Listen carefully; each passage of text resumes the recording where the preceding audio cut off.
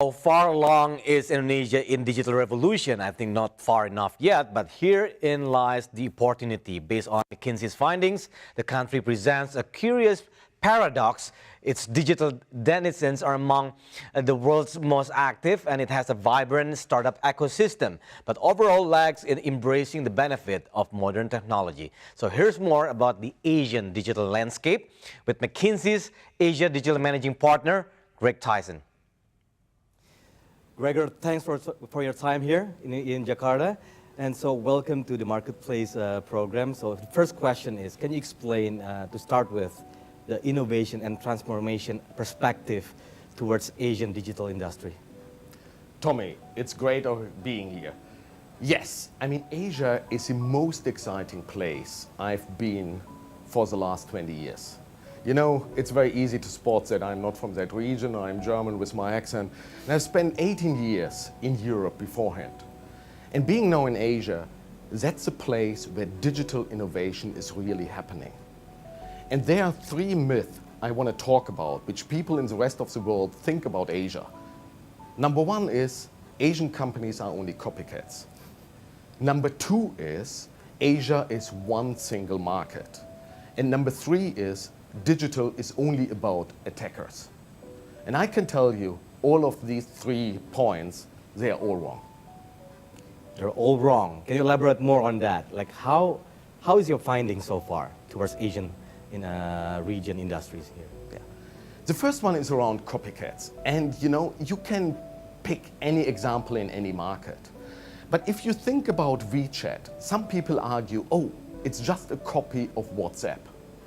However, the key difference is you can spend your entire day on WeChat. It's not only a social media where you interact with your friends. You can do, you know, restaurant booking, online banking, insurance purchase, whatever you can think of, get advice from your friends. So it's a new way of social media, and that is invented here. And I can go on with many other examples. And that is very, very unique about what I've seen in Asia. The other point is that there are so many different ecosystems in Asia around. So Northeast Asia one is for sure one. Then you have Japan, Australia, and of course, Southeast Asia. And these markets, they are all huge, but they are highly innovative. And that's really impressive. Okay, let's talk more about the innovation part. If you mention highly innovative, can you explain more how innovative Asian, not the market, but the players in terms of this industry? Yes. I think there are 4 key drivers. Some people always argue, well, the infrastructure is not in place, and therefore we need to find new ways of interacting with our customers. So one of the innovation drivers is based on the existing infrastructure, which is not outstanding. Sometimes it's 2G, 3G only, finding new ways of interacting. Second way is the adoption rate of mobile devices is extremely high. And individuals and customers are willing to spend time with their mobile device, and they are open for new ways of interacting with their friends, but also with companies. And players in Asia really use that. So based on the limited infrastructure, they find new ways of interacting via the mobile devices. Thirdly, Asia is a region of entrepreneurs. And that is unlike, and my European and American colleagues just like have to live with that sentence now, it's unlike these markets where you think about quarter by quarter. Here, entrepreneurs are bold thinkers, risk takers, but they are very focused on delivering value for their customers. And therefore, if they believe in a digital idea, they embark on that journey. It is CEO entrepreneur-led, and that makes the entire difference. And fourthly,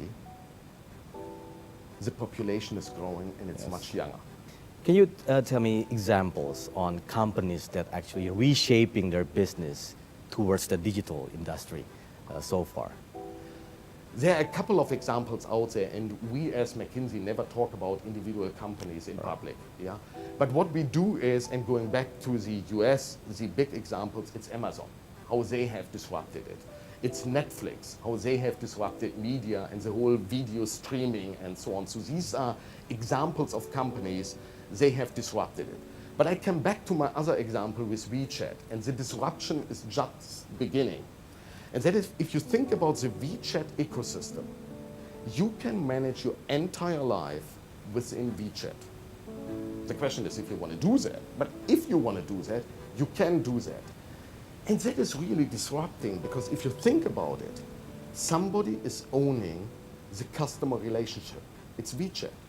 If you want to have only one interaction, one application you interact with, you do it with them. And it's not a bank, an insurance company, a travel agency, all next to each other. And that is really disrupting here in Asia. Okay, you also mentioned one big issue in terms of transforming or giving more innovation is the cyber security issues. How do you see it so far? I believe that cybersecurity is one of the biggest threats for all companies out there. And why is that? Certain industries and sectors have been exposed to the internet for many years. Others don't. If you suddenly embark on the digital journey, and it starts very simple. If you as a company have only a front end, an application with your customer, suddenly you have an open interface to the world. Many companies are not used to that one. And I give a very simple example what is happening. You want to have an application which interacts with your customers. You have an excellent agency which develops this kind of application. They ask the company, oh, I want to test it. Can I have client data? You say, as a company, yes, here is my client data. The testing environment is out there in the cloud. The server is in a third country. Nobody knows where it is. If there's not enough protection out there, suddenly real client data is out there in the market. And we know all what's happening. So I'm not talking about fraud from central banks and so on, what is happening. It is these kind of events are affecting the trust in the brand of the company. And therefore what we always suggest is, yes, embark on the digital journey, yes, think about your strategy, think about how you want to deliver it, but de-risking is extremely important right from the beginning, because suddenly you are out there. You are out in the open space and everybody can access your data if you haven't protected it. So do we need like a certain regulation, for example, to conquer that? Well, there is a lot of regulation out there, and the regulation might be going forward, just like much more cybersecurity related. If you read the regulation, it is you have to protect the data of your customers. So if you just follow that one, that's all fine there. So it's not about regulation so much. I think it's much more around the mindset and the behavior and the control mechanisms of the individual companies. Okay, so speaking about the mindset, you also spoke about in your presentation about the changing form of CEOs or leadership in terms of adapting with this type of industry. Can you tell us more about it? When we look at, what are successful case examples? When are companies really successful in the digital world? The number one criteria we find is not technology. It's not, oh, they have excellent processes, the best app.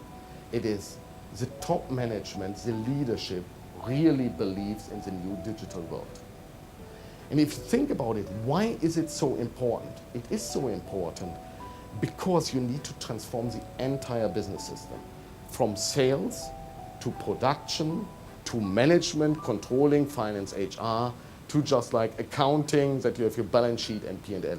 It's an entire ecosystem what you need to transform. And if the leader is behind that one and the leadership team, it makes the entire difference. How do these companies transform? We just like have the expression, it is a company in a box. So you put from each department people in one room and they design the new world. But they have the decision rights. And it is a huge signal for the entire organization if the top management team is going to them in order to understand how the new company is working, and not the other way around. These people are reporting back, with nice written documents, word text, and so on. So that makes a difference. So a bold vision, the entire leadership team behind that one. If that's not the case, what we see is marginal investments, small attacker models, which might be successful, but they come and go over time. All right. Gregor, thank you so much for your time. And it's a pleasure to have you in the show. It was a pleasure. Thank you very much, Tommy. Thank you.